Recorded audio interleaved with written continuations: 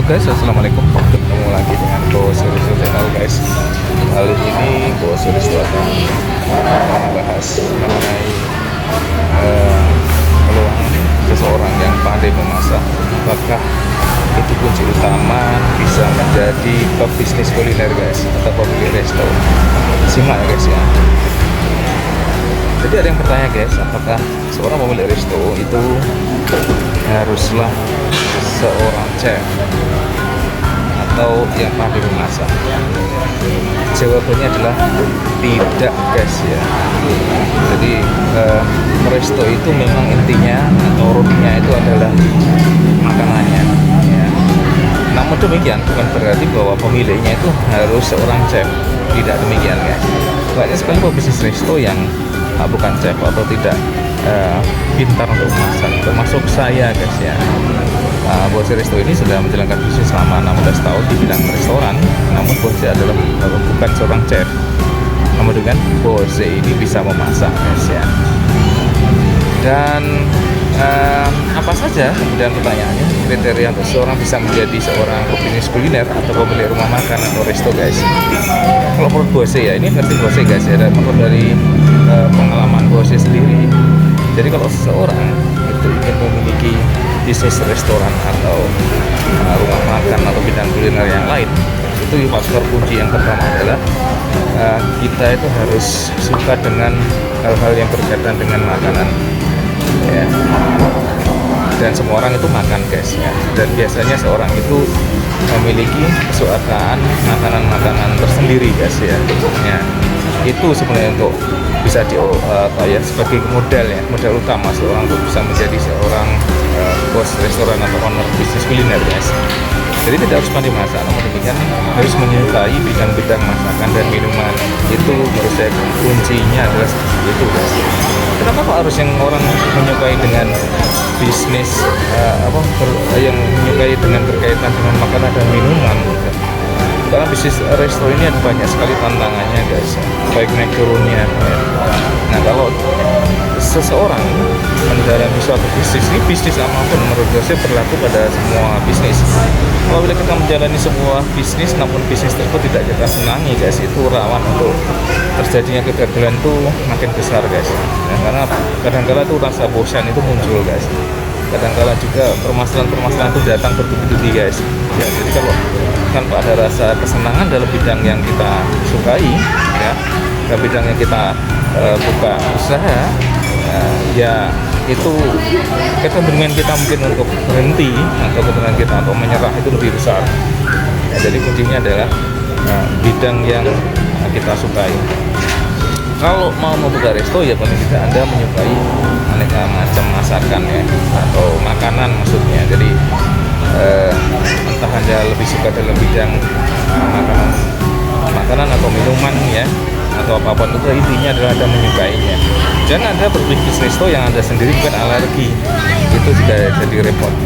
Kalau kita berbisnis resto, misalkan misalnya saya berbisnis resto dalam bidang persambalan ya, atau pedas-pedas, tapi saya sendiri tidak ada pedas ya, itu agak repot guys. Nanti kalau kita mau mencicipi masakan-masakan di resto kita tidak bisa gitu, harus semakin merangkainya. Bagaimana kalau kita sendiri aja tidak bisa mencicipi, terus bagaimana pelanggan akan tahu ya bagaimana kualitas rasa dan pelayanan di resto kita. Jadi pertama harus bidang yang kita sukai. Kalau resto ya berarti makanan atau minuman ya, atau masakan yang kita sukai. Itu kunci yang pertama guys. Kemudian kunci yang kedua guys untuk bisnis resto itu menurut gue sih ya guys ya, itu adalah semangat pantang menyerah guys. Itu juga sangat penting ya. Semangat pantang menyerah itu penting karena bisnis itu biasanya, bisnis resto itu ya tidak dalam waktu seminggu 2 minggu kemudian ramai dan jadi gitu, banyak pelanggan. Itu jarang seperti itu, jarang banget ya. Bahkan itu bosnya belum pernah lihat ya, kecuali punyanya artis-artis, itu resto punya artis ya, atau jualan kuliner punya artis, dan nyatanya juga punya perkembangan kan guys. Karena kita harus pahami guys, kalau 1 sampai dengan 3 bulan itu masa-masa honeymoonnya restoran guys. Jadi 1 sampai 3 bulan maksimal 6 bulan orang masih ingin mencicipi atau mencoba resto kita guys. Jadi jangan terlalu bangga juga kalau ramainya dalam 6 bulan pertama. Itu bisa jadi itu pelanggannya baru hanya belum jadi pelanggan, itu tamu biasa yang mencicipi apakah cocok atau tidak, kembali apa tidak nanti dilihat lagi guys. Kalau kemudian setelah 6 bulan ternyata konsisten ramainya, nah menurut gue sih itu baru diperhitungkan bahwa resto tersebut mungkin sudah memiliki pelanggan tetap ya. Berarti guys, itu yang kedua. Dan yang ketiga guys, untuk menjadi pembisnis resto itu yang pertama itu adalah bidang yang disenangi, kemudian yang kedua itu adalah mengenai keuangan matangnya, dan yang ketiga guys itu berkaitan dengan modal guys ya. Nah sebagaimana bos sudah bahas di video sebelumnya atau di depan tadi, bahwa dalam waktu 0 sampai dengan 6 bulan pertama itu masih masa-masa honeymoon.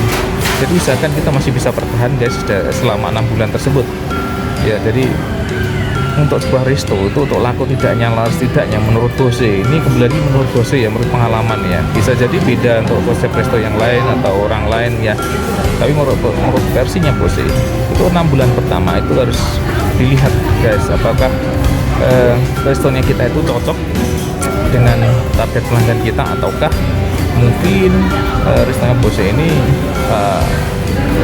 resto yang baru kita buka itu selama 6 bulan itu mungkin banyak yang tidak cocok guys. Harus kita lakukan evaluasi guys selama 6 bulan, terus evaluasi ya, untuk dicari di mana kira-kira yang membuat tidak cocoknya itu, apakah dari masakannya, apakah dari tempatnya, apakah dari pelayanannya, apakah dari mananya ya. Jadi kita harus evaluasi paling tidak 6 bulan pertama.